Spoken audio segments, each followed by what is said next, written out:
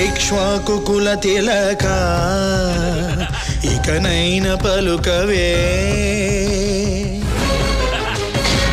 రామచంద్ర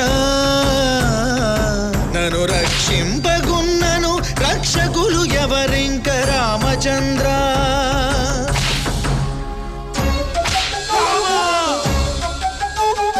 చుట్టు ప్రాకారములు సొంపుతో గట్టిస్తే రామచంద్ర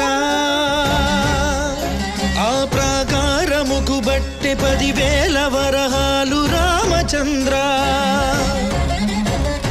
లక్ష్మణుకు చేయిస్తి ముత్యాల పథకము రామచంద్ర